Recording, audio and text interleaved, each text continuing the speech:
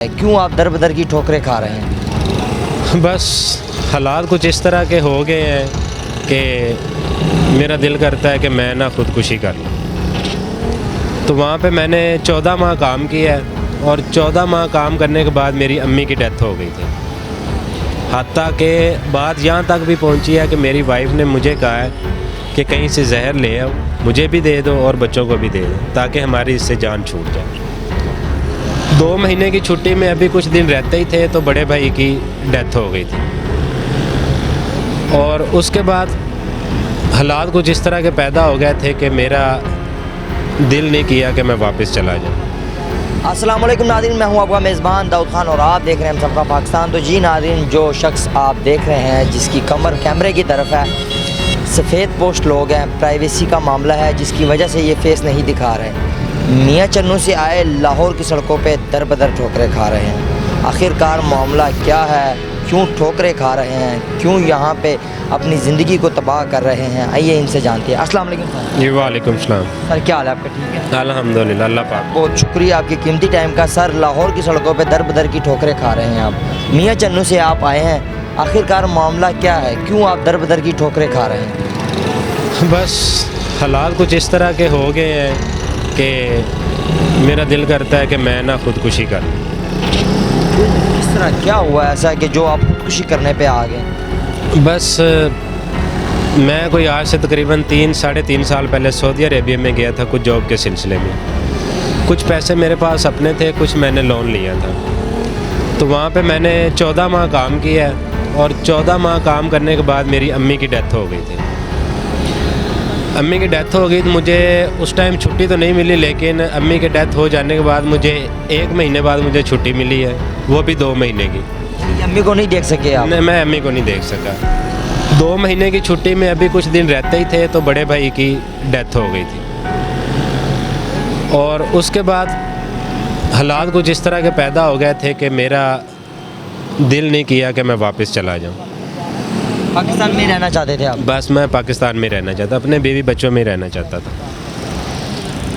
क्या ऐसे मामलात बने हैं, फिर कर्ज़ लिया आपने, आखिरकार कर्ज़ वापस भी तो कर दिया होगा आपने, आप फिर दुबई वापस चले जाते?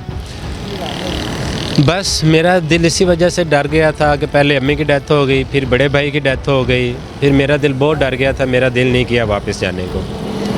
तो अब मामला कुछ इस तरह के हैं कि कुछ मैंने जो लोन लिया था वो मैंने वापस कर दिया था, कुछ अभी बाकी था। कितना लोन आपने लिया था टोटल? मैंने को तकरीबन 8 से 10 लाख में मेरा जो वीज़ा है ना वो टोटल फाइनल हुआ था। 8 से 10 लाख रुपए जो वीज़ा फाइनल हुआ था वो सारा लोन के पैसे? जी, कुछ मेरे पास थे, कुछ रिश्तेदारों से लोन लिया था और कुछ मैंने किसी दोस्तों से लोन लिया था। दोस्तों से कुछ लोन लिया? जी। फिर आप दुबई चले गए, फिर उसके बाद कुछ मामलात यूँ बने कि आपको वापस आना पड़ा? जी। फिर उसके बाद कुछ पैसे मैंने वापस कर दिए थे। तो लिए थे आपने? जिन लोगों से लिए थे, रिश्तेदारों से भी लिए थे, काफ़ी हद तक मैंने जो लोन ना वापस कर दिया था। अब जो मेरी टोटल अमाउंट बाकी देने वाली अमाउंट है ना वो है तकरीबन 2,50,000 रुपये की अमाउंट है। तो आपने 10 लाख रुपए अमाउंट वापस कर दिए, तो 2,50,000 या 2.5 लाख रुपए अमाउंट के लिए आप दर बदर की ठोकरें खा रहे हैं, तो आप वो भी वापस कर सकते हैं? बस वापस कर सकता था, लेकिन हालात ही कुछ इस तरह के पैदा हो गए थे कि मेरे पास इतनी गुंजाइश नहीं थी कि मैं उनके पैसे वापस। पैदा हो गए थे इस तरह? बस हालात आपके सामने ही है, मैंने आपको सब अपनी मजबूरी बताई। देखिए सऊदीया से आए, फिर अम्मी का फोत हो जाना, फिर भाई का इस वजह से फिर जो जमा पूंजी थी कुछ वहाँ पे लगा दी, कुछ लोन वापस कर दिया और बाकी आजकल के जो हालात है उसमें घर का गुजारा करना भी बहुत मुश्किल है। लेकिन शॉप नहीं कर रहे अभी आप? अल्हम्दुलिल्लाह जॉब मैं कर रहा हूँ, उसमें घर का गुजारा हो जाता है, वो भी बामुश्किल घर का गुजारा होता है। लेकिन जो मेन परेशानी है वो मेरी कर्ज़ की परेशानी है। कितने बच्चे हैं आपके, बाल बच्चे हैं? मेरे अल्हम्दुलिल्लाह 3 बेटे हैं और 1 मेरी बेटी है। 3 बेटे हैं, तो वो बड़े बेटे हैं आपके, छोटे हैं? नहीं, छोटे हैं अभी। पढ़ते हैं? जी पढ़ते हैं। ये काम शाम नहीं करते? नहीं अभी नहीं। कैमरे पे क्यों नहीं आना चाहते, क्या मामला है? बस कैमरे पे मैं इसलिए नहीं आना चाहता क्योंकि बहुत सारे मसाइल होते हैं, क्योंकि अगर कोई ऐसा वैसा मसला बनता है या मुझे किसी की बातें सुनना अच्छा नहीं लगता है, बस ये वजह। लोगों से क्या तवक्को रखते हैं, प्रोग्राम देने का मकसद क्या है आपका? मेरा मीडिया पे आने का यही मकसद है कि जिनके मैंने पैसे देने हैं वो मुझे इस हद तक तंग कर चुके हैं कि मैं आपको बता नहीं सकता। हत्ता के बात यहाँ तक भी पहुँची है कि मेरी वाइफ ने मुझे कहा है कि कहीं से जहर ले आओ, मुझे भी दे दो और बच्चों को भी दे दे, ताकि हमारी इससे जान छूट जाए। तो सोशल मीडिया पे आने का मेरा मकसद यही है, अगर कोई बंदा मेरी हेल्प कर दे, मेरे इस कर्ज़े से जान छुड़वा दे, तो उसकी बहुत मेहरबानी होगी, उसका एहसान होगा। घर वगैरह जो है वो सब किराए पे आप? जी, मेरा रेंट पे घर है। क्या मियाँ चन्नू से लाहौर का सफ़र आपने तय किया, इतनी दूर से आप आए और लाहौर में दर बदर की ठोकरें खा रहे हैं, क्या आपको कुछ बुरा महसूस नहीं हो रहा?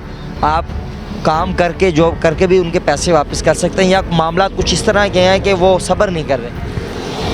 बस दोनों चीज़ें ही हैं, एक तो वो सब्र भी नहीं कर रहे हैं और आजकल के जो हालात है उसमें घर का गुजारा भी बहुत मुश्किल हो रहा है। लोगों से क्या तवक्कात रखते हैं?